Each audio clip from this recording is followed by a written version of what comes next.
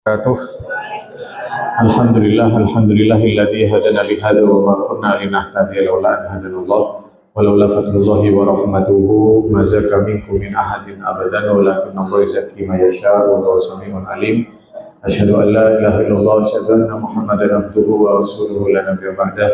Allahumma shalli wa sallim wa barik ala sayyidina Muhammadin wa ala alihi wa ashabihi wa man tabi'ahum bi ihsan ila yaumiddin.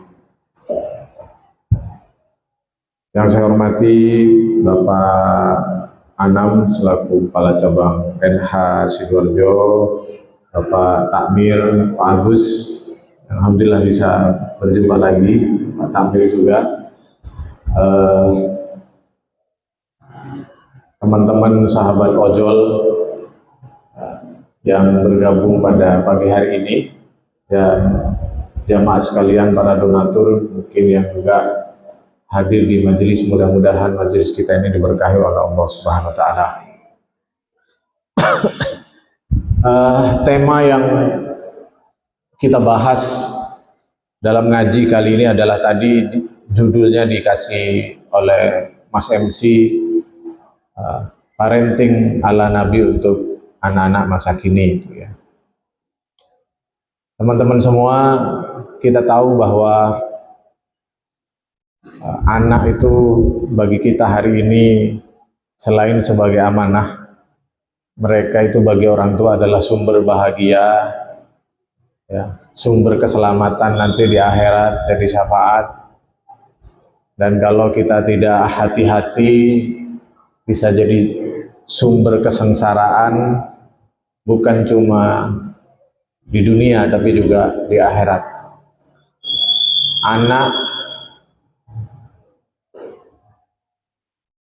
Anak kita itu kadang bisa membuat harta itu tidak ada gunanya. Harta menjadi tidak berarti secara negatif atau positif.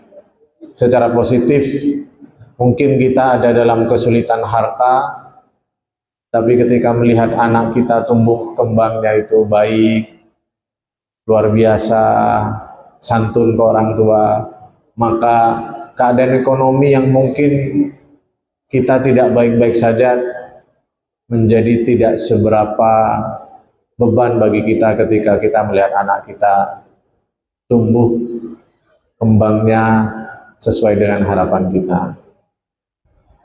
Sebaliknya juga begitu, ya. Ketika harta berlimpah luar biasa, akan tetapi tumbuh kembang anak tidak sesuai harapan dan menjadi durhaka, memalukan keluarga, maka harta yang banyak itu seperti tidak ada gunanya. Bahkan mungkin ingin sekali menukar harta yang banyak itu dengan kembalinya si anak itu dengan sesuai harapan. Itulah betapa berharganya anak. Maka di dalam Al-Quran, ketika Allah SWT menceritakan tentang kisah para nabi, mulai dari Nabi Adam sampai Rasulullah SAW, dengan tugas-tugas penting mereka itu, tetap saja Allah masih menyempatkan memasang kisah keluarga mereka, gitu ya. Nabi Adam itu proyeknya kan melahirkan sampean sama saya. Nabi Adam kisah intinya itu kan dengan setan yang diusir beliau dari surga. Tapi tetap aja ada kisah tentang bersama anaknya, ya, punya anak yang bisa diatur dan anak yang tidak bisa diatur. Nabi Nuh dengan kisah dakwanya luar biasa itu, ya. Beliau 900 tahun berdakwah, tetap aja ada kisah tentang beliau interaksi dengan anaknya. Nabi Ibrahim juga gitu, ada kisah di luar dakwah beliau dengan Namrud dan sebagainya, tetap disisipkan kisah dengan keluarga mereka. Terus sampai juga Rasulullah SAW. Itu karena pentingnya keluarga, ya, pentingnya kita interaksi pendidikan dengan anak kita. Hari ini ada istilah parenting gitu ya. Parenting pendidikan tentang anak. Nah, bagaimana Nabi itu mendidik putranya, kita tidak punya data banyak, tapi cukup Allah SWT berfirman, wa innaka la'ala khuluqin adzim, sesungguhnya engkau Muhammad ada dalam akhlak yang agung, akhlak yang tinggi. Berarti seluruh kehidupan Nabi itu tidak ada yang tercela, ya. Semua kehidupan Nabi itu mulai dari rumah sampai di medan perang, mulai dari saat beliau di kamar mandi sampai di masjid, ya, mulai saat beliau sendirian sampai beliau bersama banyak orang, itu semua agung semua. Cerita beliau itu semua agung. Maka kalau kita berbicara parenting lalu dihubungkan dengan bagaimana Nabi, itu sangat layak.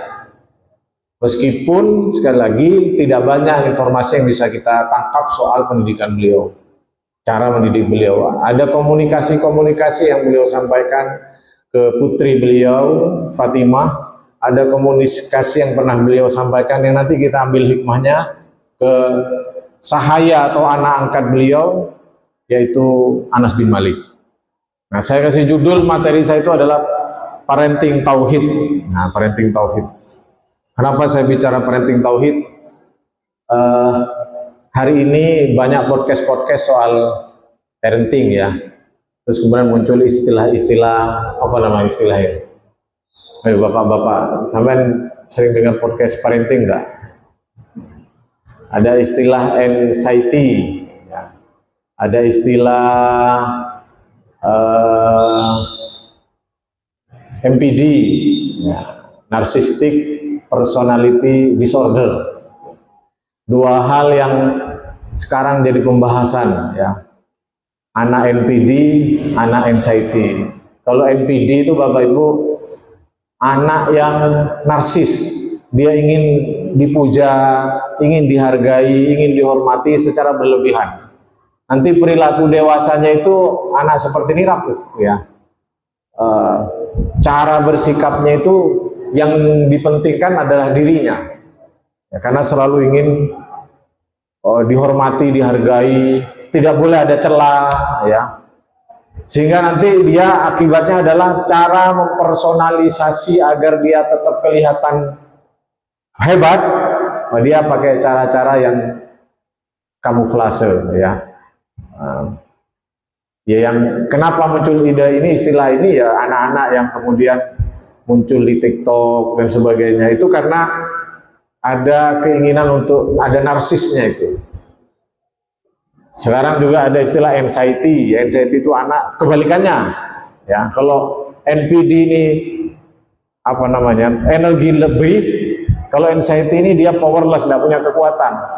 Dia cemas, ketakutan, dan sebagainya. Ini tentu saja ada peran pola relasi orang tua dengan anak di rumah, yang itu nanti jadi evaluasi buat kita. Nah, saya bicara tentang parenting tauhid itu, kenapa parenting tauhid? Ada dua. Pertama, kita sebagai seorang mukmin, tujuan paling utama itu adalah seperti yang Allah firmankan di dalam Al-Quran, wala tamutunna illa wa antum muslimun. Jangan mati kecuali dalam keadaan sampean itu yakin bahwa Allah Tuhan kita dan Nabi Muhammad itu adalah Rasulullah Subhanahu wa Ta'ala. Tugas orang tua itu menurut saya dan sebagai seorang mukmin itu bukan soal anak sukses, anak cerdas, bukan hanya itu, tapi mempertahankan tauhid mereka sampai mati. Atau sebaliknya, saat kita mati mau meninggal, itu lihat anak-anak kita itu masih Islam, gitu. Itu yang hakiki, itu yang mungkin jarang dibahas di diskusi-diskusi parenting saat ini, kecuali di parenting Islam ini. Saya mau mengutip Bapak Ibu sekalian satu kisah di dalam Al-Quran, ya. Ketika Nabi Yakub, ya, mau meninggal dunia, ya. Ketika Nabi Yakub mau meninggal dunia, dikumpulkanlah anak-anaknya. Lalu Nabi Yakub itu, pertanyaan apa yang disampaikan Nabi Yakub sebelum wafat? Cuma satu. Beliau itu was-was, risau sebelum meninggal. Itu dia cuma satu nanya ke putra-putranya itu. Apa kata Nabi Yakub? Ma ta'buduna min ba'di. Nah, kalau bapak habis ini meninggal, ya, ibu juga gitu nanti ya. Nah, kalau ibu habis ini wafat, kamu nyembah siapa setelah ini? Ma ta'buduna min ba'di. Apa jawabannya? Qalu na'budu ilahaka wa ilaha abaika Ibrahim wa Ismail wa Ishaq ilaha wahida wa nahnu lahu muslimin. Ya. Saya Pak nyembah Tuhannya sampean. Tuhannya kakek mbah sampean Ibrahim, mbah sampean Ismail, ayah sampean Ishak. Kami semua ini insya Allah Islam Pak. Sejak saat si anak ngomong begitu, ya Bapak Ibu ya, si anak menyampaikan itu, Nabi Yakub tenang, setelah itu wafat. Ya, kita bisa membayangkan bayangan seorang ayah yang mimpinya paling utama itu adalah mempertahankan tauhid anaknya. Kita juga gitu teman-teman. Target kita itu sebagai orang tua itu yang utama adalah gimana kalau saya meninggal duluan dibanding anak saya mau menjamkan mata melihat anak saya itu masih Islam, masih beriman kepada Allah.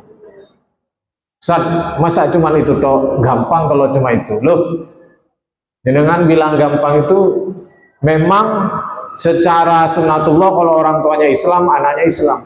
Tapi bukankah ada yang orang tuanya Islam, anaknya sudah tidak Islam? Anaknya Islam, koyoke KTP ini masih Islam, tapi dia sudah tidak percaya sama Allah, cuman sembunyi-sembunyi saja, takut ketahuan. Dia tidak percaya sama agama Islam, tidak percaya sama Rasulullah. Ada. Nah, mimpi kita itu kalau kita itu wafat, kita melihat anak kita itu masih beriman. Sebaliknya juga, saat anak kita nanti wafat, mimpi kita mereka menutup kematian itu dalam keadaan beriman. Karena satu-satunya kunci nanti jenengan bisa membela anak, anak bisa membela orang tua, cuma satu, yaitu ada dalam kesamaan iman. Nabi SAW kurang apa cintanya sama pamannya, kurang apa pamannya Abu Thalib cintanya kepada Rasulullah SAW. Semua hartanya Abu Thalib itu habis untuk Rasulullah ponaannya. Hanya saja yang memisahkan Nabi untuk tidak memberi syafaat cuma satu, karena ayahnya, pamannya ini tidak beriman, tidak dalam satu iman. Maka mimpi kita itu bagaimana anak itu iman anak kita ini terjaga. Maka jenengan itu sama seperti salesnya Allah, seperti agennya Allah, supaya anak kita itu senang pada tauhid, senang pada akidah, senang pada keimanan. Orang tua itu Anda itu hanya utusan Allah, Rasulnya Allah, utusannya Allah kepada anak kita. Bagaimana mereka itu senang kepada iman, bagaimana mereka mau mempertahankan iman, bukan yang lain. Maka nanti interaksi kita itu kayak jenengan kalau jualan ke orang supaya produk sampai laku itu loh Pak. Gimana? Teman-teman ojol supaya dapat bintang 5 gimana? Pasti ketemu pertama itu nawarkan helm, helm ya bunda, oke. Di jalan itu nyetirnya yang baik, ya kan? Terus kemudian kalau ada kesempatan diajak ngobrol, dites, diajak ngobrol, diajak ngobrol, connect, oh lanjut. Dari mana Pak? Ini Pak. Kalau diajak ngobrol dari mana Pak? Nggak jawab. Oh ini paling nggak enak diajak ngomong. Kalau diterus malah malah nggak suka, ya kan? Ya sudah, yang penting nyetirnya enak. Nah, kenapa? Karena kita ingin mendapatkan di hati orang tersebut. Sama kita dengan anak kita.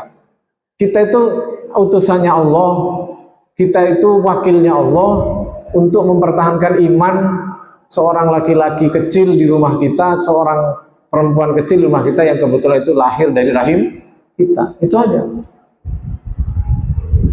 Nanti setiap harinya itu Bapak Ibu sekalian, ya, yang penting anak kita itu imannya terjaga, maka Anda harus bersyukur. Nah, Gimana parenting tauhid ini, Bapak Ibu sekalian? Orang dalam dunia melihat manusia, orang itu dengan tiga cara pandang. Pertama, pandangan sains ya. Manusia itu makhluk biologi. Saya dan jenengan itu makhluk biologis. Sikap jenengan itu dan saya itu, ya, menurut sains itu hanyalah dari efek dari hormon dan peristiwa kimia yang ada dalam tubuh kita. Anda bahagia itu karena ada hormon endorfin yang sedang bekerja. Jadi kita itu hanya proses kimia yang menyebabkan kita itu senang, ya. Proses kimia, minum obat, ya, stimulasi hormon itu yang menyebabkan kita itu stres, kebanyakan hormon apanya. Nah, itu manusia dipandang sebagai makhluk biologis. Jadi ada peristiwa biologi dalam tubuh kita yang menghasilkan kemudian sampai itu sekarang duduk anteng, duduk gelisah, lagi bahagia atau tidak itu karena ada gerakan hormon di sini. Nah, membacanya ini efeknya nanti adalah kalau ada orang stres harus distimulasi bantuan hormon tambahan, ya, diberi minum, diberi obat penenang dan sebagainya. Apa salah? Belum tentu salah. Di kasus-kasus tertentu, cara shortcut seperti ini sangat membantu. Misalkan ada orang depresi, itu psikiater mengatakan harus diberi obat penenang. Salah? Tidak salah, Bapak Ibu. Saya termasuk tidak menolak itu. Tidak selalu orang depresi itu solusinya ruqyah, tidak selalu. Halo pengumuman. Orang depresi diwacai bismillah Indonesia itu tambah ngamuk, ya. Tambah ngamuk, peruqyahnya tambah senang. Oh, ini jinnya aktif ini berarti. Enggak gitu. Islam itu bukan hanya apa yang ada di dalam Al-Quran dan dalil. Islam itu, salah satu hukum Islam itu adalah apa yang secara akal diterima tapi tidak melanggar syariat. Itu Islam juga menerima itu. Pendidikan juga gitu. Pendidikan dari barat polanya ini, kalau itu secara akal diterima, masuk akal, ya, itu Islam mengakomodir. Bukan cuma ruqyah saja, bukan. Nah, biologis. Jadi manusia itu makhluk biologis. Makanya ada, siapa itu namanya ya, nanti kata dia ya, kalau sudah ketemu cara men-set up orang bahagia, itu tidak perlu agama itu. Pokoknya ketemu obatnya orang bahagia. Saya bilang, loh, kenapa masih bilang nunggu ketemu obatnya? Obatnya sudah ketemu kok. Sabu-sabu, kan ada itu sudah ya. Bir, ngapain itu? Sudah ada itu. Orang bahagia itu. Cuma nanti pasti ada yang rusak, ya kan? Nah, karena mereka melihat, kenapa mereka begitu? Manusia dianggap seperti komputer, tinggal setting, set up, set, jadi bahagia gitu. Tinggal set diatur, jadi sedih begitu. Dan manusia dilihat seperti mesin. Nah, itu satu ya. Yang kedua, manusia dilihat sebagai makhluk psikologis. Nah, ini yang sering jadi podcast diskusi. Ya, bagus. Jadi nanti bagaimana melihat manusia ini di cara pandang psikologis ini, orang melihat bahwa manusia itu bisa seperti sekarang kayak begini, dan macam-macam begini, Pak. Ya, ada kayak saya, modelannya kayak begini, segera kelebihan dan kelemahannya. Ada Pak Anam dengan kelebihan dan kelemahannya, ada ibu-ibu. Sekarang lagi orangnya duduk tapi mikir apa, itu kan macam-macam ini ya. Itu bisa begitu, ya. Nanti diajak guyon, situ tersinggungan, situ enak saja, guyon ya guyon. Kenapa bisa begitu? Cara pandang psikologis, karena proses berpikirnya dia. Dan itu proses bertahun-tahun. Proses berpikir menghasilkan mindset, pola pikir, dan akhirnya menjadi seperti kita hari ini. Gayanya beda-beda. Psikologis.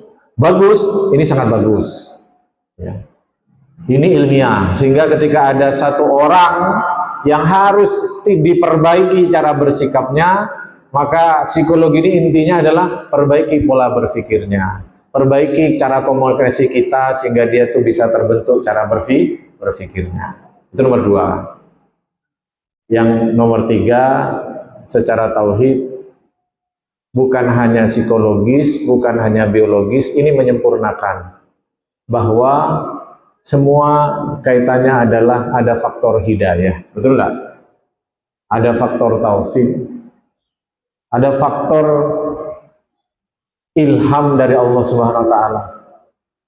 Sehingga Anda punya jawaban terhadap orang tuanya baik, ibunya baik, kok tiba-tiba anaknya tidak beres. Ya. Kita punya jawaban terhadap anak yang dididik oleh orang tuanya.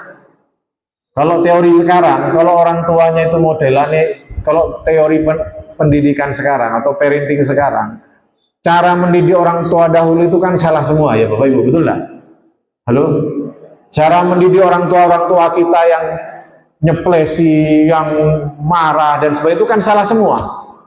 Kata mereka itu bikin anak anxiety, trauma dan sebagainya. Tapi buktinya sehat-sehat saja ini, anak gemuk, sehat. Nggak trauma. Ibu saya orang Madura, ya Bu ya. Cara mendidiknya kalau pakai teori sekarang itu salah, itu pasti. Bikin saya trauma, tapi saya nggak depresi. Saya bahagia sekarang. Ya Pak? Alhamdulillah sukses. Ya kan? Coba. Ada orang tua yang ayahnya itu tidak pandai ngomong, tidak pandai motivasi, karena ada ayahnya itu pendiam, yang penting kerja, tidak pandai ngomong. Tapi anaknya berhasil. Anaknya kalau ngomong inspirasional gitu. Ini di mana poinnya? Ini di mana letaknya? Katanya kalau orang tuanya ngamuan, nanti anaknya depresi, anaknya tidak pede. Saya pede aja. Nah, kalau kita punya iman, kita punya keyakinan. Jawabannya gampang, sederhana. Ini faktor hidayah. Secara sunatullah mungkin saya ini pasti depresi dengan ibu saya. Wong saya tuh kalau kecil sudah terbiasa ya. Kalau misalkan saya melakukan kesalahan, ibu saya mau mukul, saya lari Pak, lari di Madura itu. Lari, ibu saya ngejar. Kalau sudah tidak sanggup ngejar saya, ibu saya teriak dari jauh. Ya sudah teruskan, jangan pulang. Nah, kalau sudah begitu saya tidak jadi lari Pak, sudah balik Pak, angkat tangan, plus begitu. Ini kan banyak pelakunya, banyak pelaku, banyak korban ya. Tapi enggak. Nah, ini faktor hidayah. Hidayah untuk saya yang menguatkan saya untuk tidak depresi, tidak mengeluhkan ibu saya. Ya. Kenapa saya bisa begini? Kalau dalam iman kita, mungkin ibu saya, ibu kita bisa salah dalam mendidik. Tapi beliau tidak pernah salah dalam berdoa, betul enggak? Bisa kita ini sebagai orang bisa keliru cara ngomong, namanya orang ya sudah tahu belajar ngurungokno podcast, gimana menjadi ibu yang baik ya. Mulai-mulai karena wis kesel ya, tukaran sampai bojo anak juga kena ya. Ilmu yang didengar dari podcast kan efek belas sudah ya. Nah, kita mungkin bisa salah, tapi kita tidak mungkin keliru doa ya. Bisa jadi orang tua itu keliru ngomong, keliru intonasi, tapi insya Allah tidak keliru doa. Setuju ya Pak? Dan itulah jalan hidayah Bapak Ibu. Nah, parenting Islami, parenting dalam tauhid itu melihat anak itu cuman bukan hanya dari bahwa mereka makhluk biologis yang kemudian biar pinter harus dikasih omega, dikasih opo, asupan gizinya bagus, bukan hanya itu. Bukan hanya soal psikologis, cara kita ngomong, cara kita membangkitkan cita-cita dia, bukan cuma itu. Tapi lebih dari itu, ya, yang juga penting adalah mereka itu makhluknya Tuhan, milik Allah, hatinya itu milik Allah. Mau diapakan-apakan nanti jadi baik atau enggak tergantung yang megang hati. Sehingga kita bisa menggabungkan ketiganya. Itulah parenting tauhid. Ibu ya, Bun. Sekarang Bapak Ibu semua yang dirahmati Allah, setelah kita memahami tiga cara melihat manusia atau cara melihat anak sebagai manusia biologis, sebagai makhluk psikologis. Yang ketiga sebagai makhluk Allah Subhanahu wa taala yang hatinya itu ada dalam genggaman Allah Subhanahu wa taala. Nah, kata judulnya tadi itu parenting ala Nabi apa Pak? Hah? Untuk anak-anak masa kini. Sebenarnya parenting itu Bapak Ibu, sebenarnya bukan kita bicara tentang anak, tapi sebenarnya yang paling utama itu adalah kita bicara tentang kita sendiri itu Pak. Bukan mereka, sebenarnya objek parenting itu bukan anak sebenarnya. Objek yang jadi diskusi parenting adalah kita. Makanya dalam surah Luqman itu yang paling menjelaskan surat tentang hubungan relasi orang tua dan anak kan surah Luqman. Ya. Surah Luqman ini juga menjadi pembanding atas biasanya ya. Biasanya Bapak Ibu cerita-ceritanya begini. Coba lihat. Kalau ibunya jelek, bukan wajah ya, tapi jelek sikapnya, meskipun bapaknya baik, hasilnya anaknya jelek. Itu cara para suami membela diri kalau anaknya tidak beres, yang disalahkan siapa Pak? Ibu. Coba lihat Nabi Nuh itu. Nabi Nuh itu nabi. Istrinya saja yang tidak beres, anaknya jadi tidak beres. Nabi Lut itu nabi. Istrinya saja yang tidak beres, anaknya jadi tidak beres. Ini dibantah oleh Al-Quran surah Luqman ini. Bagaimana tugas mendidik anak itu, komunikasi orang tua dan anak dalam surah Luqman itu adalah ayah dengan anak, bukan ibu. Dan kisah tentang ya anak dan anak baik, kebalikannya dibantah oleh ada anak baik disebabkan oleh ayahnya atau ibunya.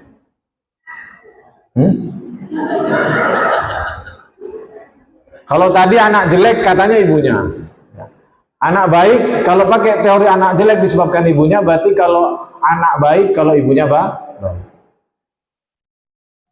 Ada di Al-Quran itu, ada anak jadinya baik, ya, meskipun bapaknya tidak beres. Yaitu Nabi Musa. Nabi Musa itu anak angkatnya Fir'aun. Ya Pak ya. Tapi karena Asiyah itu baik, anaknya jadi baik. Jadi ini untuk ibu-ibu, kalau anak kita tumbuh kembangnya baik bukan karena bapaknya, karena ibunya. Iya dong, ya. Buktinya Fir'aun gak beres, anaknya tetap baik karena ibunya kok konsisten. Iya, gitu. Jadi sebenarnya kisahnya Nabi Nuh, Nabi Lut itu bukan pembenar bahwa anak itu baik enggaknya bukan karena sekedar soal ibunya, ya bukan bercerita tentang itu. Itu Nabi Nuh, Nabi Lut itu poin utamanya yang jelas itu adalah beliau diuji dengan anak. Seorang nabi diuji dengan anaknya. Allah ingin menggambarkan bahwa kepada jenengan suatu saat, ya meskipun jenengan itu baik, beriman, bukan berarti kemudian Anda lolos dari ujian-ujian yang kadang paling Anda tidak suka, yaitu datangnya dari anak. Karena Nabi saja diuji. Sudah sampai di situ. Bukan kemudian untuk saling menyalahkan. Baik, saya kembali kepada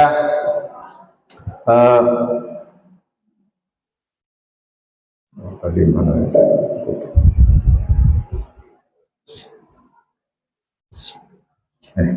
Maaf sebentar.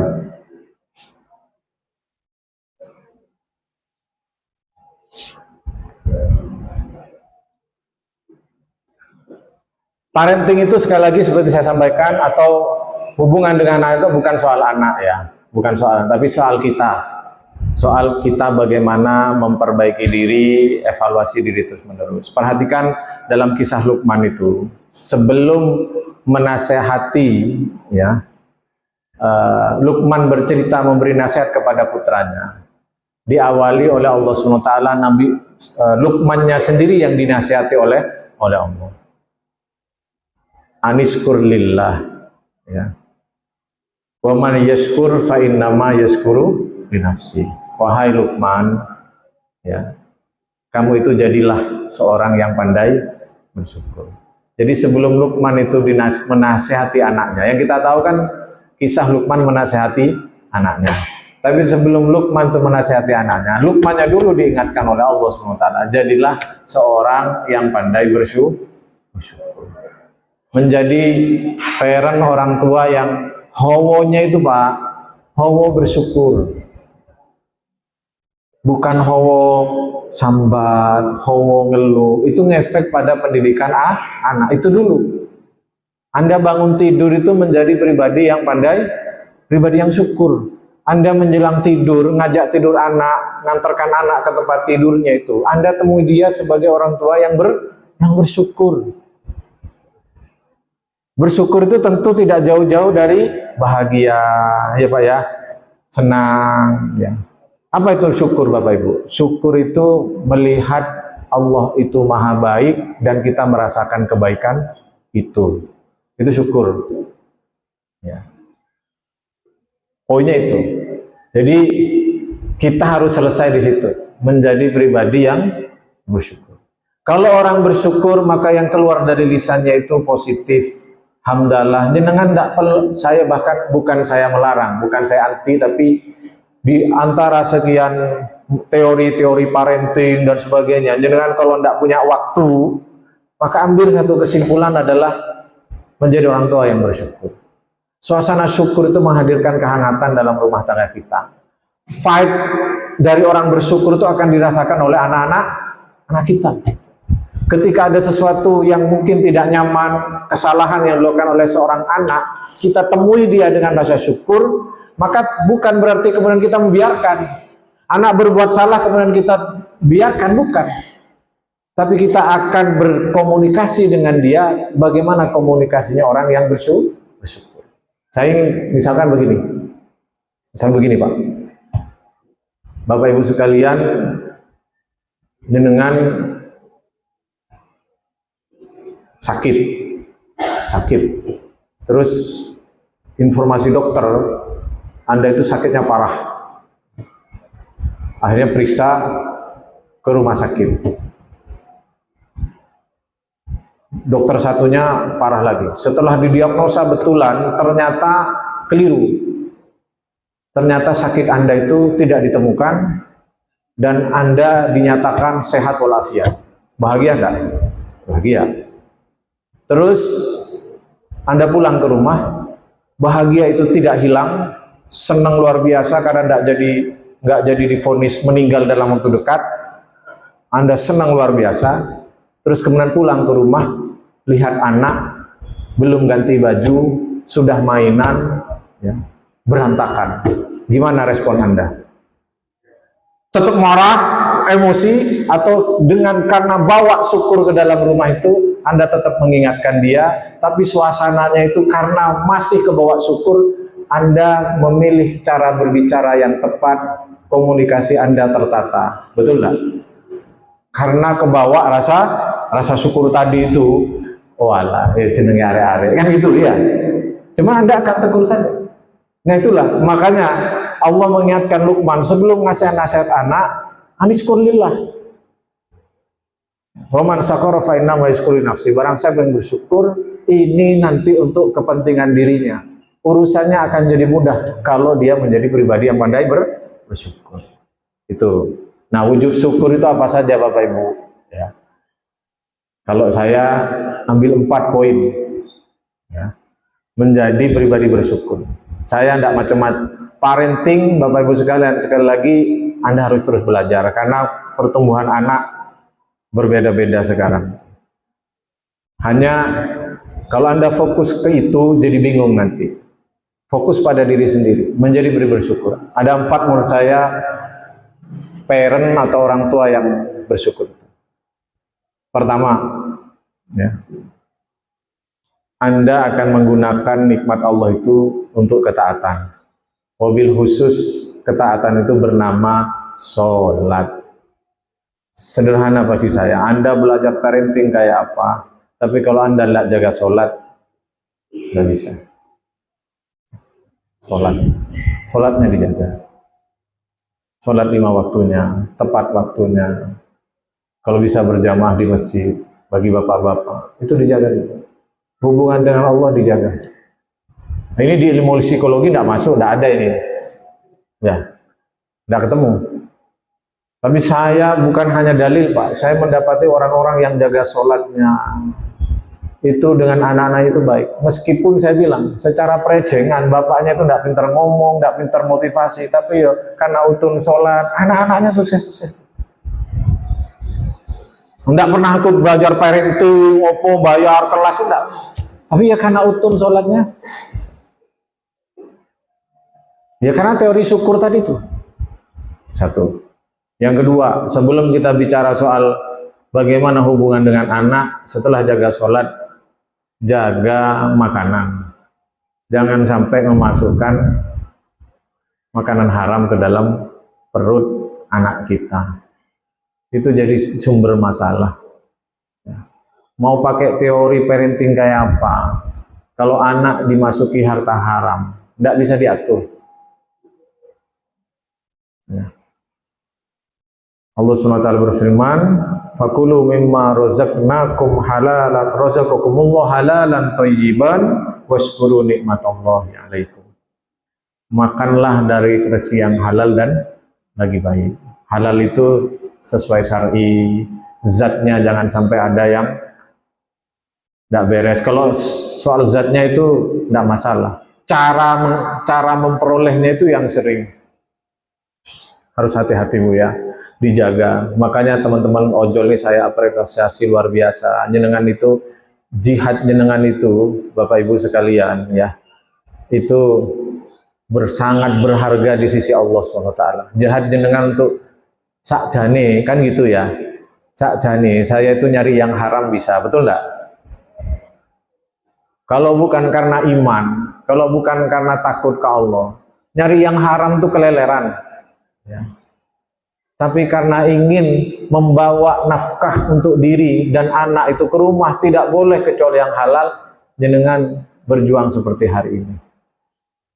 Saya yakin teman-teman ojol itu nanti di surga itu banyak orang yang pakai jaket hijau semua. Iya. Betul, iya. Loh, ini masih mending. Bahkan urusan, saya mau cerita sedikit ya. Segala yang bisa diperoleh dengan yang haram, tapi diambil dengan milih yang halal, itu semua jadi ibadah dan pahalanya besar di sisi Allah. Kalau kerja itu, berhubungan badan saja itu kan hanya cuma nuruti nafsu itu, ya kan? Betul enggak? Bapak Ibu dengan suami istri, hubungan tim suami istri itu kan mesti gak ono dalile ya dilakoni tetap ya kan? Karena itu urusan nafsu. Cuman kata Nabi itu juga ibadah itu. Loh, kok bisa ya Rasul? Kan itu cuma nuruti nafsu. Loh, bukankah sampean sanggup melakukan itu kepada yang haram? Ya sanggup ya Rasul. Tapi karena kamu milih yang halal itu jadi ibadah. Ya. Rizki yang halal harus beresin. Nomor tiga, orang tua yang bersyukur itu biasa bertobat kepada Allah. Saya nggak bilang kesempean menjauhi maksiat ya, karena mungkin roto angin ya. Sebisa mungkin jauhi maksiat. Tapi kalau sudah kadung terlanjur maksiat, tobat. Dan Allah itu senang melihat orang yang tobat. Dengan itu disenangi oleh Allah itu bukan karena banyak ibadahnya. Kita itu disenangi oleh Allah itu adalah karena kalau melakukan kesalahan kita cepat tobat. Dan kata Nabi, Allah itu senang melihat seorang hamba yang tobat melebihi senangnya siapa? Seorang laki-laki di antara kalian yang sedang berada di tengah padang pasir, lalu turun dari ininya, lalu kudanya lari, dia kejar, tidak nutut, dia sendirian di padang pasir, kata Nabi, padahal perbekalannya itu ada di kudanya itu, dia nyari kemana-mana tidak ketemu, akhirnya dia capek tertidur, bangun-bangun, kudanya sudah ada di depannya, utuh makanannya, tidak ada yang berkurang. Saking senangnya dia, lalu dia berkata, Alhamdulillah ya Allah, anta abdi wa ana rabbuk. Matur suwun ya Allah, sampai itu benar-benar hamba saya ya Allah, saya ini adalah Tuhan sampean ya Allah. Keliru ngomong Pak, saking senangnya, sabukul lisan. Keliru ngomong. Makanya Bapak Ibu sekalian, orang keliru ngomong itu belum tentu keliru. Kalau dalam ini secara sosial keliru, tapi di hadapan Allah belum tentu keliru, karena yang dilihat adalah hatinya. Bukan omongan kafir kan ini kan, sampean ya Allah engkau itu hamba saya ya Allah, benar-benar hamba saya. Nah, Allah itu senang, maka senangkan Allah. Kalau tidak dengan kita itu taat betulan, senangkan Allah dengan kita itu biasa tobat. Yang nomor 4, ekspresi syukur itu seperti yang Allah perintahkan kepada Nabi Daud, ikmalu ala Daud dan syukron. Bekerjalah keluarga Daud, kamu jangan nganggur, jangan berdiam di rumahmu, kerjo. Menjadi hamba yang bersyukur. Hasilnya Nabi Daud itu kerja Pak, ya. Kerjanya apa? Kerjanya jadi bakul besi. Saya curiga orang Madura itu keturunan Nabi Daud ya. Besi itu Pak. Ya. Nabi Daud itu diberi keahlian oleh Allah. Keahlian mengolah besi, mengambil besi dan mengolahnya. Jadi beliau itu bikin pedang, bikin pagar itu ya. Jadi pengusaha pagar teralis itu sunnah Nabi Daud itu Pak. Hasilnya apa? Nabi Sulaiman. Ya kan? Hasilnya Nabi Sulaiman. Anaknya juga pekerja, punya semangat sukses gitu kan. Jadi orang terkaya di dunia. Ya. Nabi Sulaiman. Karena Nabi Daud itu kerjanya motifnya kerjanya itu bukan karena, harus benar juga motif kerjanya, bukan karena meragukan rezeki Allah. Bukan begini, hati-hati dengan omongan begini, ini omongan tauhid ya, tapi bisa bahaya. Kak kerja aku mangan opo. Itu kan orang motivasi kerjanya begitu.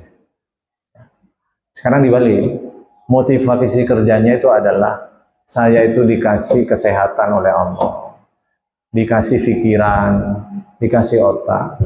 Saya untuk bersyukur atas nikmat sehat, pikiran, otak ini, semua ini, tangan, kaki utuh ini. Cara bersyukur saya adalah dengan bekerja. Anda pinter keuangan, pinter hitung-hitungan, pakai. Jangan cuma dipakai wiritan. Kalau dikasih kepintaran hitung-hitungan itu ya dipakai untuk ngitung. Ya. Jadi accounting, dibinikan dan sebagainya. Itu cara bersyukurnya begitu. Nah, kerja. 4 tadi ya, berbenahi diri dulu, sholatnya dibetulkan, cari rezekinya yang halal, ya Bapak Ibu ya. Terus kemudian tobat, ya. Karena kita ini pasti banyak salah, sering-sering tobat. Kalau malam sepertiga malam tobat. Yang nomor 4 adalah bekerja. Ada emak-emak itu tobatnya tapi tobat drama. Tahu tobat drama Bu?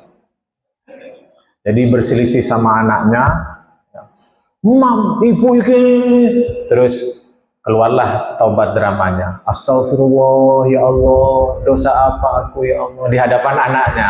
Mulai dari anak. Itu taubat drama yang membaca istighfar, koyok-koyoknya dia menyesali dirinya padahal itu mau nyindir putrinya. Taubat itu ya nggak gitu, berselisih dengan anak, nggak ngefek dinasehati, ya. Anak kita khawatirkan anak pergaulannya ya mulai namanya anak remaja, mulai kenal pacaran dan sebagainya lawan jenis, kita mulai takut, dinasehati, dilawan. Tobat. Masuk kamar, tutup pintu, pakai sajadah, ambil wudhu, sholat 2 rakaat, ya Allah, ampuni dosa saya. Tobat saja. Lu yang salah kan anak saya, tak, bukan saya. Kok saya yang tobat lu? Tobat itu bukan soal hanya kesalahan kita. Kalau mau dicari salahnya, pasti ada salahnya kita, betul nggak? Ya. Justru nyaman lu tidak mau ngaku salah, itulah salahnya sampean ya. Tobat, ya Allah, pasti ada yang salah. Dulu waktu kecil, waktu dia ada dalam rahim saya. Kalau ibu-ibu ya, mungkin saya pernah ada kekeliruan. Mungkin saat dia bayi, mungkin saat dia balita, ya Allah ampuni saya. Tobat yang sungguh-sungguh, yang jujur ke Allah tobat. Nanti lihat hasilnya. Tobatnya jangan dicampur-campur. Campur-campur gimana? Ya Allah, saya sudah baik, kenapa kok saya diuji seperti ini loh? Sampai saya takut kenapa? Ya berarti belum paham salah sampai ya. Sudah ya Allah, saya salah. Tobat. Nanti kalau sudah 4 ini, sholatnya dibenerin, rezekinya dibenerin, taubat, kerja yang benar, maka insya Allah nanti kebaikan-kebaikan itu akan perlahan. Saya pernah lihat podcast ini ya, podcast tentang parenting, psikolognya ditanya, kalau sudah anak pada level parah, ya, nggak bisa diatur, ya, itu gimana? Psikolognya jawab begini, ya dibawa ke rehabilitasi, mungkin dibawa ke Pak KDM Kebara itu ya, dibawa ke rehabilitasi kalau sudah parah. Kenapa tidak ada pembicaraan soal agama? Ya karena wilayahnya dia, pembahasannya ya soal manusia itu kaitannya adalah dia begitu karena pikirannya. Tidak ada pembahasan dia begitu ya karena terkait terserah Allah, hidayah Allah, taufik Allah, tidak ada di situ. Memang nggak ada di situ.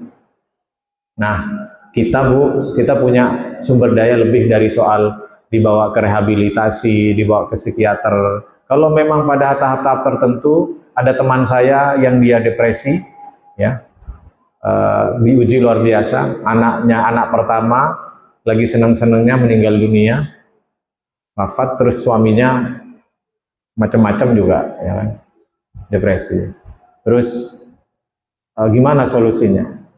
Sudah dibawa ke dukun, dibawa ke ini, dimintai, ya itu jalan, tidak apa-apa. Tapi bahwa dia mungkin butuh psikiater, ya tidak ada apa-apa. Nanti kalau dikasih pil gimana? Ya diminum,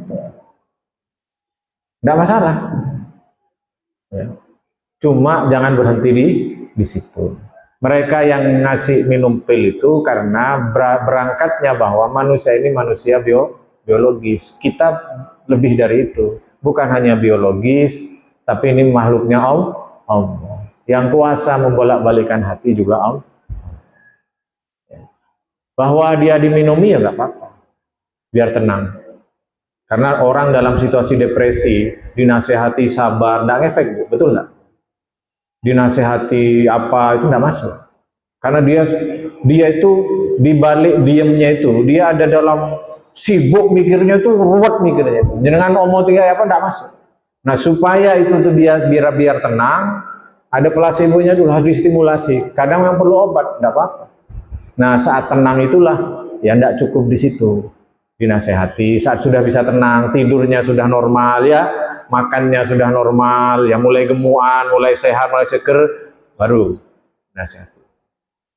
Boleh saja. Di zaman Nabi kan tidak ada, diminum habatus sauda gimana?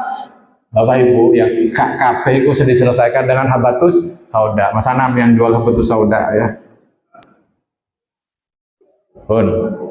Kalau kita bersyukur, menjadi orang tua yang menghadirkan suasana syukur di rumah, ya sholatnya dijaga, menghadirkan kebahagiaan, ya rizkinya dijaga, taubat Bapak Ibu, itu nanti efeknya dengan akan memperoleh dari Allah itu namanya hikmah.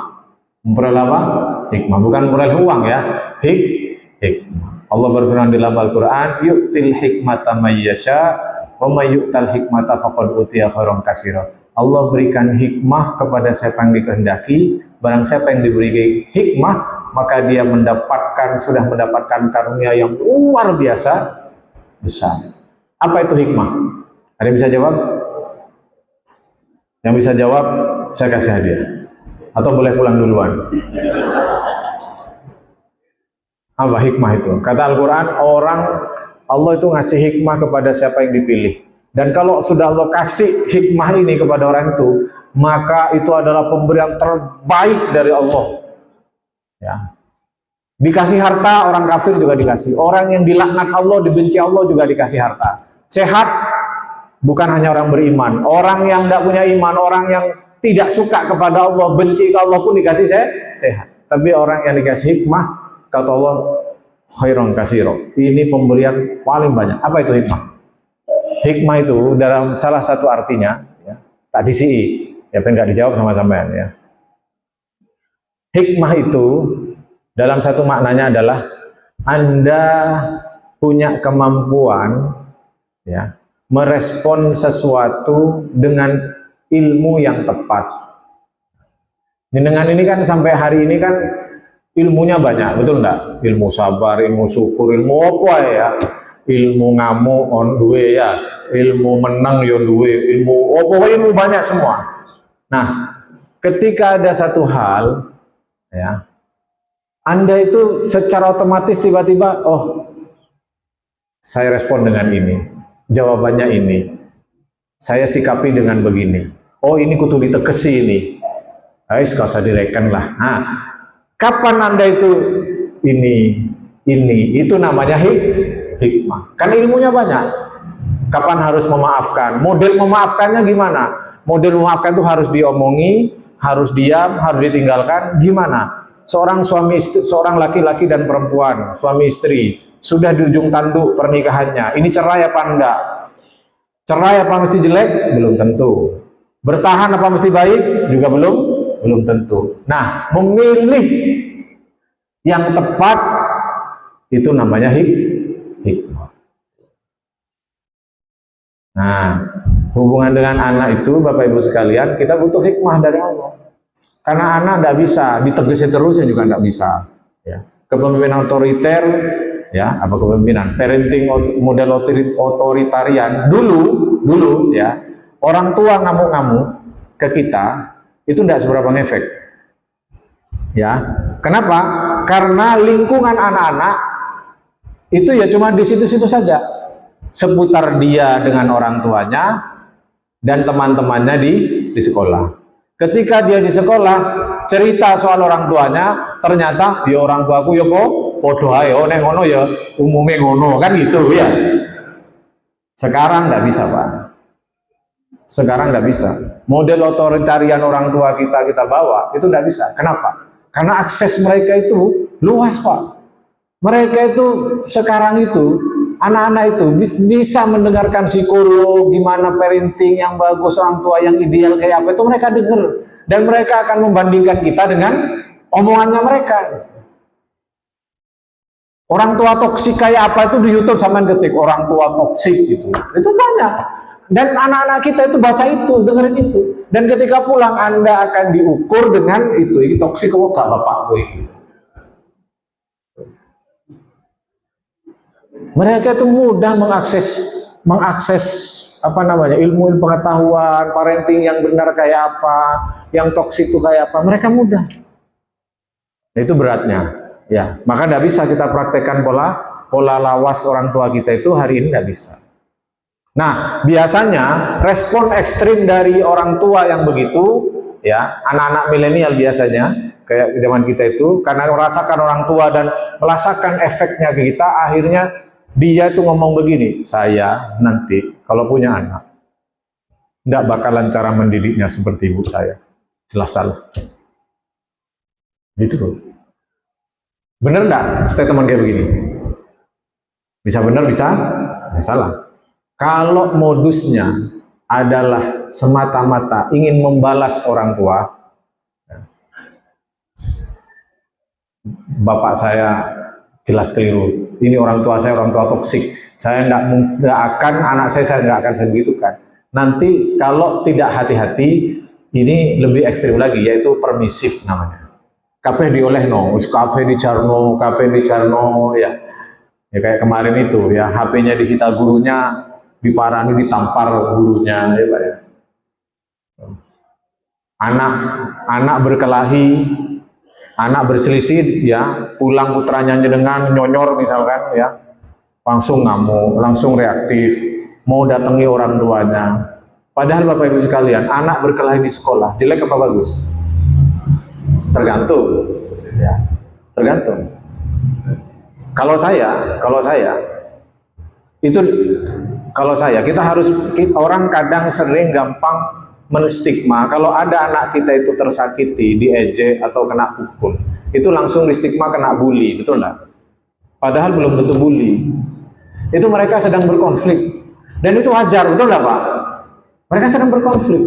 Bully itu terjadi antara ya orang yang merasa punya power dengan orang yang merasa tidak punya power. Dan itu harus terjadi berulang-ulang, baru itu disebut bully. Kalau jenengan anak jenengan itu tidak dalam posisi merasa tidak punya power, podoan teman-teman, ya bukan bully, cuma kalah gitu aja ya Pak. Kalah gede ya, karena musuhnya arek kelas 6, anak sampai kelas 1, nyonyor misalkan. Enggak apa-apa. Mereka harus berhadapan dengan itu. Dunia itu begitu gitu loh ya. Makanya di NH itu saya dulu kan ada panti asuhan Pak ya. Kemudian saya ubah konsepnya sekolah-sekolah yang sekarang itu karena anak-anak kami di panti asuhan Nurul itu mereka secara makan terpenuhi ya. Tapi mereka itu kehidupannya itu ya kehidupan sesama anak yatim. Tidak variatif, padahal dunia tidak begitu gitu. Bahkan lebih nemen lagi Pak, kerjaannya adalah kalau diundang sama orang ya datang, tunggu amin amin amin diamplopi, amin amin amin diamplopi. Saya membayangkan, tidak begitu lah hidup itu.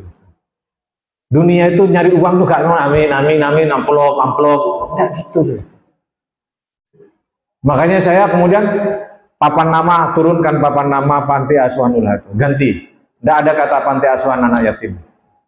Terus buka pendaftaran ya, bukan hanya untuk anak yatim. Anaknya orang kaya kalau mau mondok di sini juga boleh. Mereka biar tahu ada orang yang kehidupannya kaya. Mereka biar tahu bahwa ada temannya yang bapak ibunya lengkap. Tidak apa-apa. Itu realitas hidup yang akan mereka hadapi. Nah, baru setelah mereka menemui realitas kehidupan, nggak cocok sama temannya, ada temannya yang nakal, baru kita kemudian punya peran untuk memberi makna. Oh, kamu nggak suka ya kayak begitu, kayak temanmu yang kayak melakukan itu. Iya, ini. Berarti kamu kalau melakukan hal yang sama kayak gitu, ya orang tidak akan suka. Nah, kita beri makna kepada dia. Gitu. Jangan dipaksa semua situasi harus baik. Saya ada satu anak Bu, anak orang kaya, ya.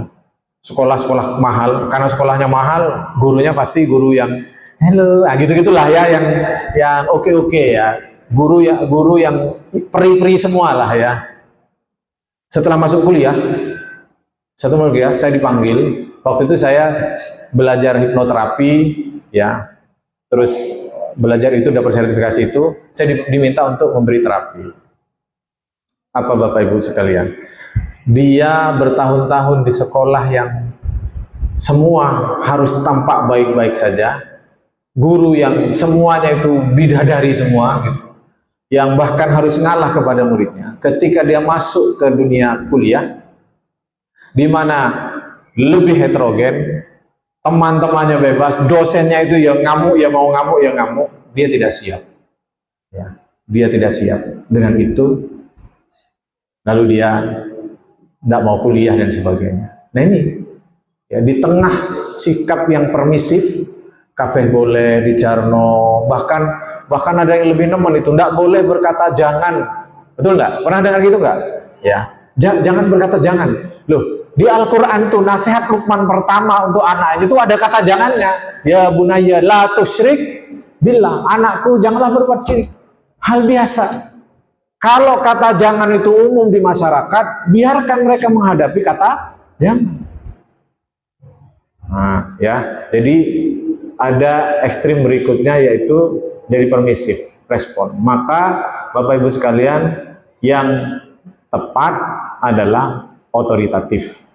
Otoritatif itu adalah Anda itu memberi ruang bahwa anak itu punya kebebasan, punya ruang dia untuk berpendapat, harus didengar pendapatnya. Kita juga harus menyadari sebagai orang tua juga punya tanggung jawab, punya ruang, ya, punya kebebasan, punya hak untuk memberi nasihat. Jadi akhirnya nanti yang muncul adalah komunikatif, ya.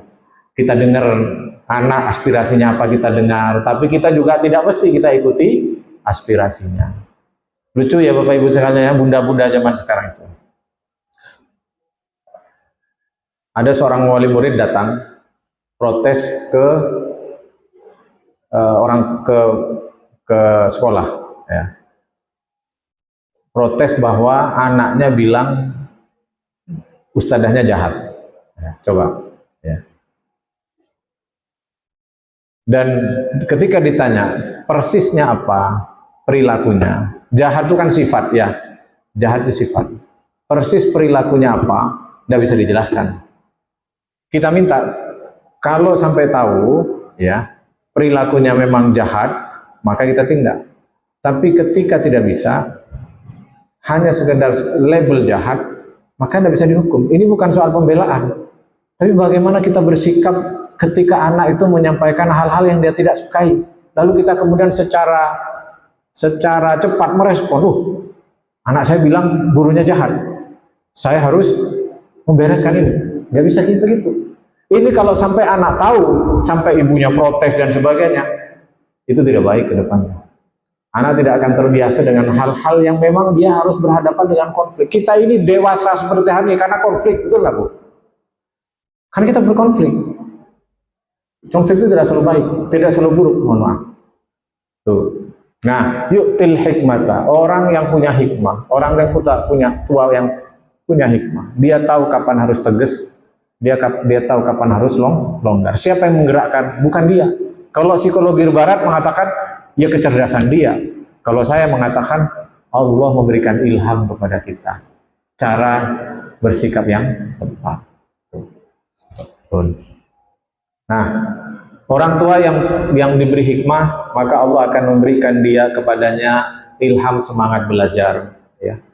Belajar hal-hal baru, belajar tentang ilmu parenting, belajar tentang bagaimana harus bersikap dengan anak. Semangat belajarnya ada. Orang yang diberi hikmah oleh Allah Subhanahu wa Ta'ala. Yang nomor 3 yang paling mahal adalah orang yang diberi hikmah oleh Allah, kekurangan kita akan ditutupi oleh Allah.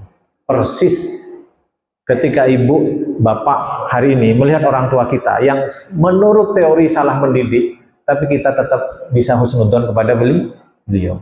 Itu cara Allah menutupi kekurangan beliau. Allah berikan, misalkan kita marahnya berlebihan, tapi Allah buat anak kita itu tidak mangkel. Allah bisa nggak bagi Allah? Bisa. Kita kadang karena capek, ya, waktunya harus kemudian nemani anak, ya, karena capek betul langsung tertidur kita. Anak dibiarkan tidur sampai malam, ya. Itu kan keliru secara teori. Itu bahaya secara teori. Tapi kalau Allah mau nolong, bisa saja anak itu diberi hikmah. Oh, bapak saya membiarkan saya, mungkin kecapean. Nah, munculnya husnudzon itu dari siapa? Allah menutupi sisi lemah kita sebagai orang tua. Bapak Ibu. Nah, itu hikmah. Hikmah lahirnya dari mana? Orang tua yang menjaga mentalitas rasa syukur. Wujud rasa syukur itu apa? Sholat, jaga rezekinya, banyak taubat, kerja yang benar. Mudah-mudahan Allah memudahkan urusan kita. Ada pertanyaan sebelum saya tutup?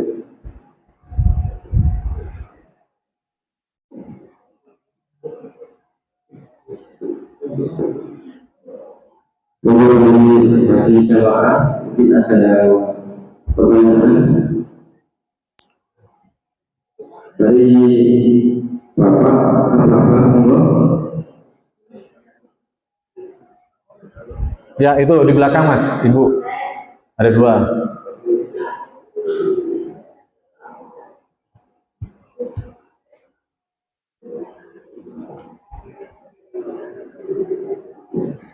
Assalamualaikum warahmatullahi wabarakatuh. Nama saya Rina dari Selamat pagi Pak Ustadz. Saya mau tanya.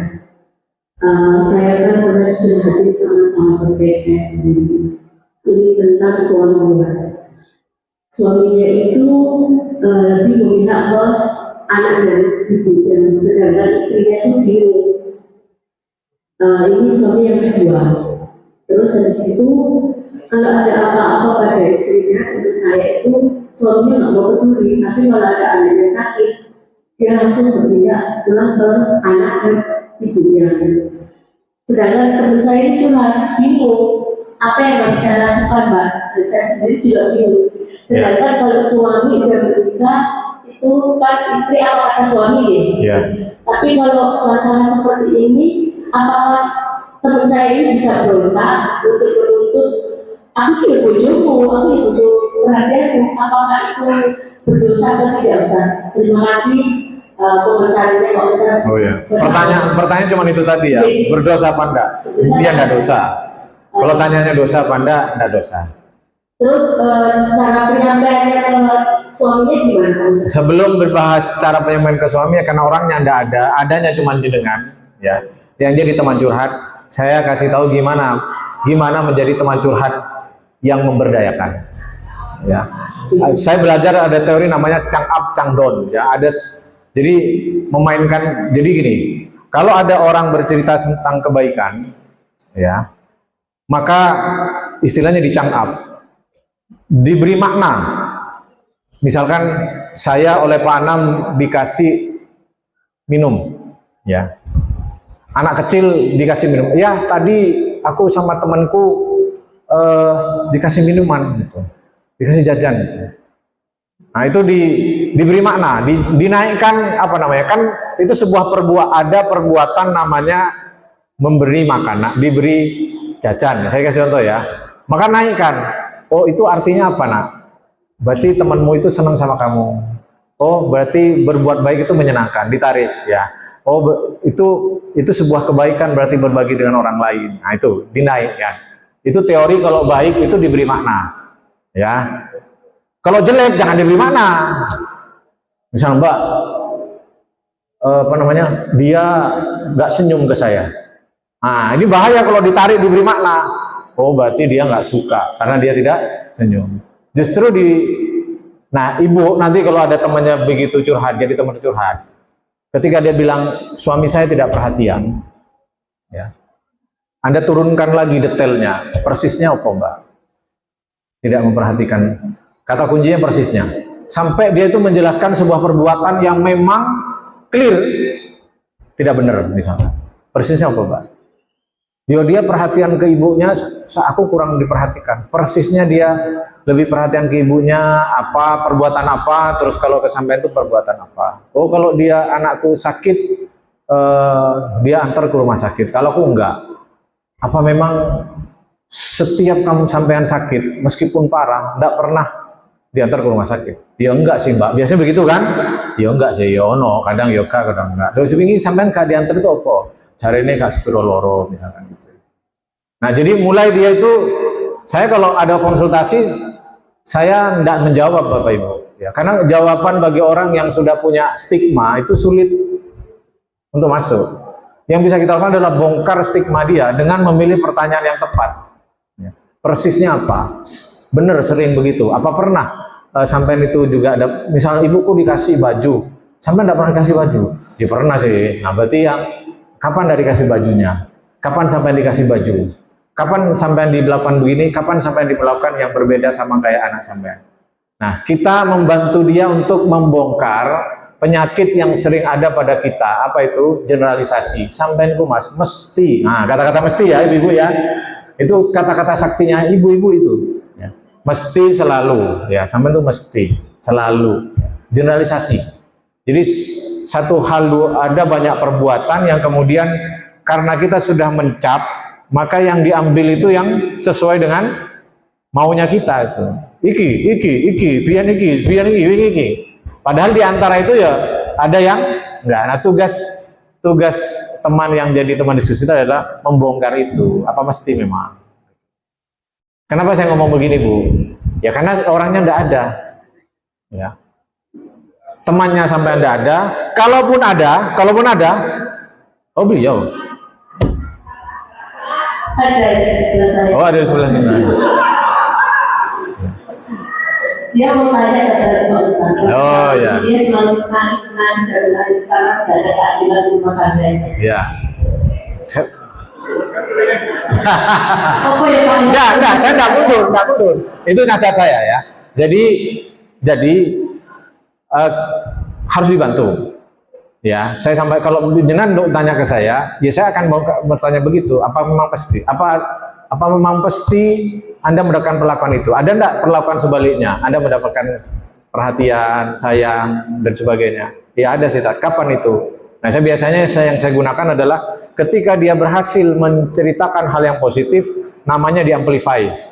Ya, kapan? Gimana suasana perasaannya? Kapan kayak gitu lagi pernah terjadi? Apa cuma sekali itu toh? Atau di lain waktu Anda juga pernah mengalami suasana bahagia begitu? Pernah begini, agak begitu. Jadi sehingga apa? Saya tidak bisa memutuskan, tapi membantu beliau membuka memori-memori yang selama ini mungkin tertutup ya oleh satu frame emosional negatif yang kita kebawa sampai perasaan, sehingga hal-hal lain jenengan Bu ya, hal-hal pengalaman lain ketutup, dan itu bukan salah jenengan, itu memang cara kerjanya otak tuh kayak begitu, semua kayak begitu, saya juga gitu ya, dan kadang memang butuh bantuan orang lain ya, teman diskusi untuk membuka hal-hal kayak begitu. Itu satu.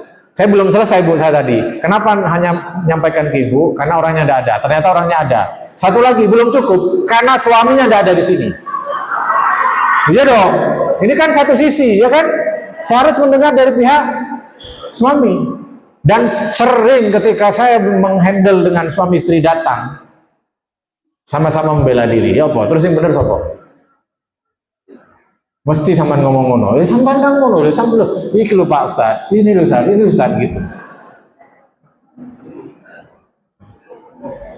Ya. Oke, tuh. Loncat lanjut, berikutnya ada Ibu di belakang itu. Nah itu Mas, yang itu dulu, yang Ibu jilbab hitam itu, baju hitam.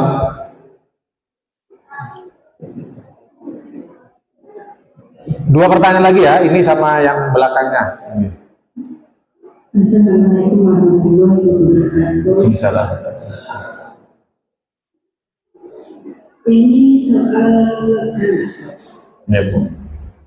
seumpama anaknya ada kesalahan mencuri atau minta uang sama orang atau nangis, seumpama dimarahin sama mamanya. Ya. Dan bapaknya nggak terima. Kamu ini belum lebaran anak, bilang anak belum anakku. Sedangkan anaknya itu sudah tidak takut sama mamanya. Terus kalau ada kesalahan sama anaknya, bapaknya nggak mau marahin. Mamanya yang suruh marahin. Sedangkan anaknya sudah tidak takut sama anaknya. Itu gimana Ustaz? Ya. Ya ini salah satu orang tua ya yang itu tidak baik, itu adalah ya ketika memang terpaksa ada orang tua yang saya nggak tahu, kita nggak tahu ya seberapa energi yang dikeluarkan saat menegur anak ya, tapi memang harus koreksi, tidak boleh ada orang tua yang beda pandangan terhadap sebuah sikap yang dilihat oleh anak ya. Kalaupun berbeda pandangan itu sebenarnya tidak boleh waktu dilihat oleh anak ya, harus di tempat lain baru suami mengkoreksi ya, jangan teman-teman gitu, sama jangan mendelik mono ya, begitu misalkan, tapi jangan pas di hadapan anak ya, karena kalau di hadapan anak itu nanti itu bisa menjadi ya itu ya bahaya, toksik bagi anaknya sendiri ya, orang tua toksik melahirkan toksik kepada anak, seperti itu. Nah, kalau sampai anak itu tidak, Ibu ya, kalau anak itu sampai tidak ngefek ditegur oleh kita, berarti ada yang salah dalam pola kita berkomunikasi dengan anak. Ya, karena memang harus hati-hati. Ya, sikap yang sifatnya otoritarian, ya, kita ini kadang diuji oleh cari gampangnya. Ada salah diingatkan. Kita tidak mau agak berjuang sedikit. Ini evaluasi buat kita bareng ya. Berjuang sedikit bahwa untuk kemudian membuat anak itu baik, itu ada proses yang memang kita harus terlibat ya. Jangan di ujung ketika anak mulai kelihatan, mulai ada perilaku-perilaku yang tidak sesuai, baru kemudian kita cut. Padahal sebelum itu ada proses yang harus kita lakukan, pendampingan anak, komunikasi, penanaman, mana ini baik, ini buruk ya. Kemudian tiba-tiba bahasa kita itu adalah bahasa perintah terus. Bahasa perintah terus. Itu satu. Yang kedua, ada momen-momen Bu yang harus kita merelakan pada anak. Ya. Harus ada momen-momen yang itu kita merelakan pada anak. Ya. Saya itu merasa dengan anak cukup tegas di rumah. Ya. Tapi saya kurang nyaman ketika neneknya itu datang main ke rumah saya. Anak saya itu naik-naik di kepala saya dan narik-narik rambut saya. Nenek saya menegur, ibu saya menegur, enggak boleh gitu, nak itu. Nah, saya tidak menyalahkan beliau, tapi ya ada wilayah-wilayah yang memang anak itu memang kita beri ruang dia mengaktualisasikan meskipun kita enggak pas secara etika di luar. Yang saya ajarkan ke anak saya itu cuma dua, ada area publik, ada area privat. Area privat kamu bebas ngapain, namanya anak ya. Anda jangan kira loh ya, anak menang-menang di rumah, kalem itu baik-baik saja. Ya. Kalau dia itu seumuran 4 tahun, 5 tahun terus menang sopan santun, itu jangan-jangan dia ada dalam suasana ketakutan. Lalu nanti baru meledak ketika usia remaja, betul nggak? Maka saya hanya mengenalkan ada area privat, nah ada area rumah kita. Kamu mau ngapain, tembok kamu tulis, nggak apa-apa. Tapi kalau di rumah orang, duduknya yang benar. Di rumah orang, kamu harus sopan. Sehingga dia kenal, oh ini area privat saya, ini area publik.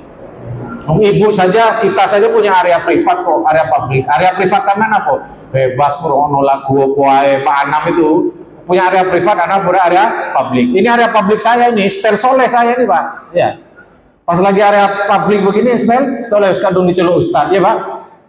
Saya punya area privat, punya ada area padahalnya itu tadi, padahal aslinya itu kita punya itu, setiap orang. Itu orang dewasa, apalagi anak-anak, kita beri ruangnya itu, sehingga kita cukup fleksibel, mana yang memang hal-hal yang sifatnya benar-benar sangat prinsip itu juga berubah-ubah sesuai usia, betul nggak? Bagi saya, Anda itu ngomong dewe di sini, ya, duduk di depan ngomong dewe kayak mau ceramah, itu bagi saya prinsip Anda tidak etis. Tapi bagi anak-anak di usia segitu masih belum prinsip, betul nggak? Jadi nanti bertingkat tiap usia itu, area prinsipnya itu. Nah, kita kadang ya tidak melihat di sisi itu. Nah, itu saran saya. Kalau sampai anak itu sampai tidak mendengar, mungkin pola komunikasi kita yang pola komunikasi perintah itu mulai digeser. Yang sifatnya komunikatif, yang sifatnya koordinatif, kolaboratif gitu, ya. Belajar dari Nabi Ibrahim ketika diperintah nyembelih anaknya yang umur 12 tahun. Diperintah apa Nabi Ibrahim? Suruh nyembelih. Kalau sampean sama saya jadi Ibrahim, cara ngomongnya gimana?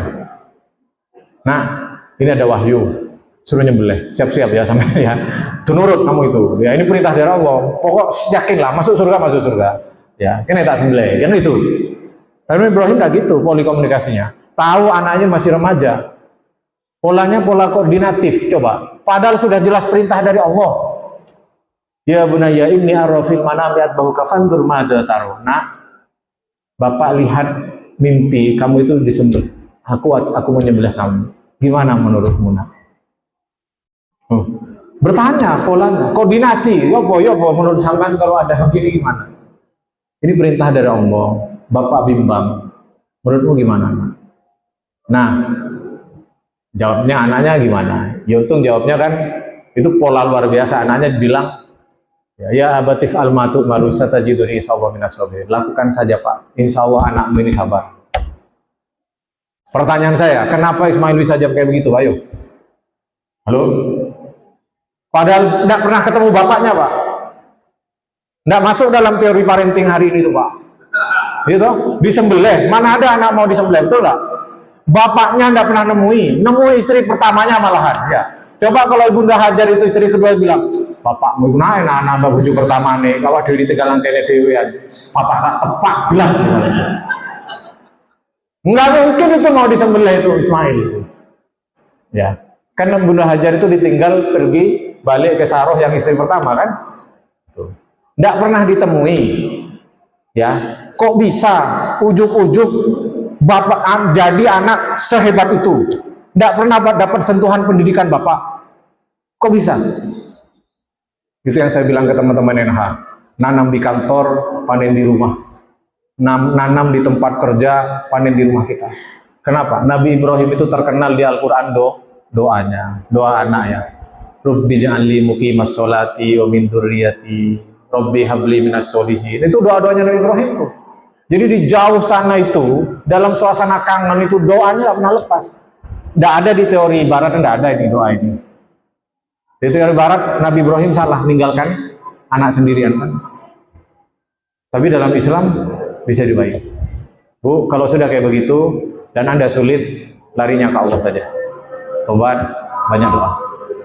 Allah yang buka. Ada seorang ibu bertanya ke saya konsultasi, Ustaz, anak saya tidak mau sholat, melawan. Gimana Ustaz? Saya sudah melakukan. Ibu, saya bilang, pertama taubat, yang kedua jangan pernah putus doa. Satu-satunya harapan mengubah anak ini adalah doa jenengan. Kalau sampai berhenti berdoa, sudah tidak ada harapan anak ini berubah. Dan mau saya bilang, saya sampaikan, dan perubahan anak ini, skenario perubahan anak ini belum tentu sesuai keinginan kita. Bisa jadi sampai wafat jenengan, itu Anda menutup mata dalam keadaan anak ini masih berzina. Anda menutup mata masih dalam keadaan tidak mau sholat. Boleh jadi. Tapi sunudon, kalau sampai tidak pernah putus doa, boleh jadi nanti saat menjelang wafatnya anak ini, yang sudah jadi orang tua ini, dia jadi tobat, jadi berubah.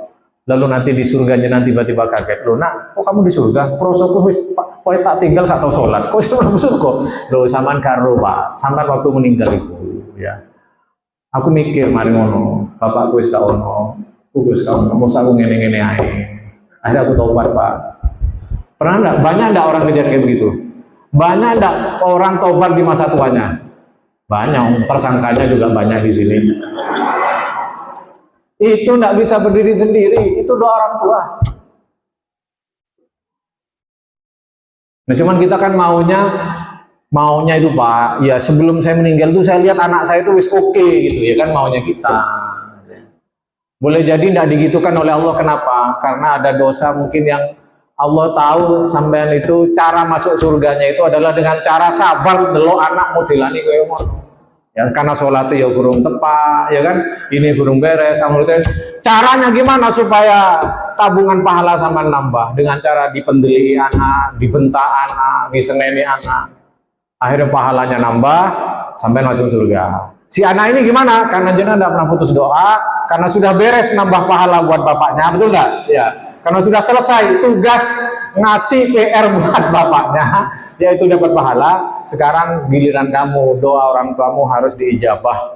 Maka orang anak ini masa tuanya jadi berubah, jadi baik, masuk surga. Enak toh? Kok enggak yakin begini? Enak toh? Ya. Tuh ya, jangan pernah putus doa. Pun itu. Sudah Bu ya? Oh terakhir. Itu ya udah dua lagi baik. Assalamualaikum, nama saya Bu Yati. Ya Bu Yati. Oke Bu Yati. Pertanyaan saya tidak cukup dengan yang berhubungan ini masalah anak. Anak saya kan 3 laki-laki semua. Yang nomor 2 itu sudah nikah dan punya anak. Yang nomor 1 umur 27 tahun tapi belum menikah, tapi sudah pacaran selama 4 tahun. Terus saat ini yang perempuan itu minta dinikah gitu, karena sudah lama berpacaran. Tapi anak saya tidak mau, katanya tunggu 1 tahun lagi. Alasannya kenapa? Takut nanti cerai. Belum, padahal kan sudah pacaran 4 tahun. Terus saya nasihati, tapi dia marah-marah, katanya gini, mama yang nggak ikut mengakui nanti setelah saya nikah, jadi mama diem aja, nggak usah ikut masalah saya. Terus saya kasihan sama yang cewek ini. Tapi dulu waktu masih pacaran 1 tahun pernah anak saya itu nawarin apa nggak nikah aja.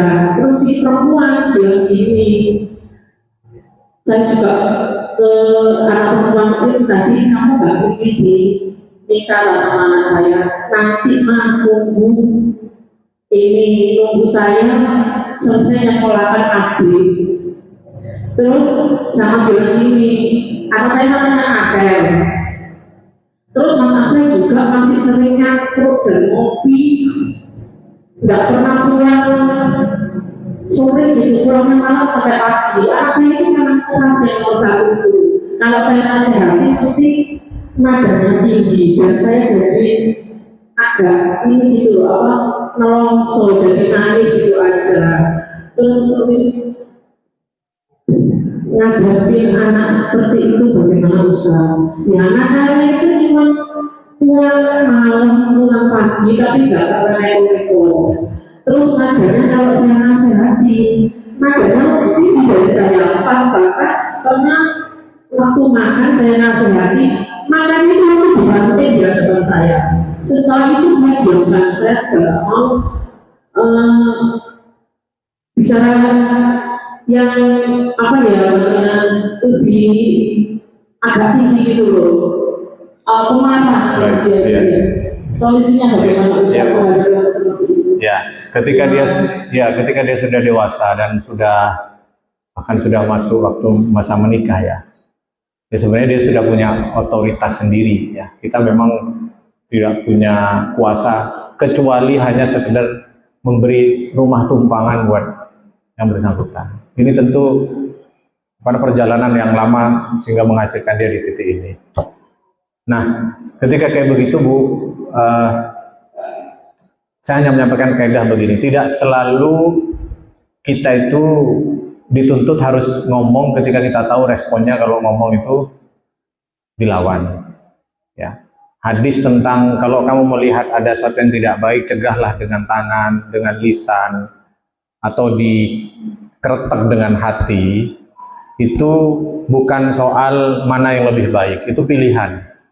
Ya, jadi ketika ibu misalkan akhirnya tahu bahwa nanti kalau saya omongi responnya pasti kayak begini, ya enggak apa-apa, ibu memilih diam.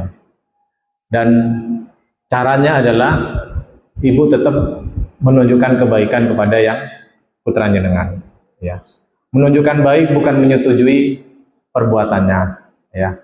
Anda menunjukkan baik untuk menyentuh hati dia.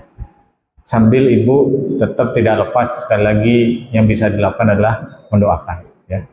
Jangan malah kemudian menunjukkan tidak suka. Justru ibu tunjukkan kebaikan, tapi giliran ada momen-momen yang kita tidak cocok dengan dia, maka kita boleh menunjukkan ekspresi tidak suka. Nanti ini bermain drama ini, Bu. Ekspresi tidak suka, Anda harus ngomong, karena kalau ngomong ibu tahu jawabannya, ya kan? Ya, ekspresi tidak suka, jangan menyetujui. Oh, anakku yang baik baru pulang ya, padahal pulang jam 3 pagi misalkan. Enggak, ya sudah. Tapi di siang harinya ibu tetap normal dengan dia, gitu. Dijaga hati, karena mengeluhnya sedihnya dengan dalam hati dan Anda tidak ngomong, itu tetap didengar oleh Allah Subhanahu wa Ta'ala, ya Bu ya. Itu tetap ikhtiar, bukan dianggap jenengan tidak usaha ketika jenengan diam. Ketika hati kita ini mengeluh atau mengungkapkan rasa gelonya atau sedihnya sebagai orang tua, itu aja. Jadi Bu, terakhir.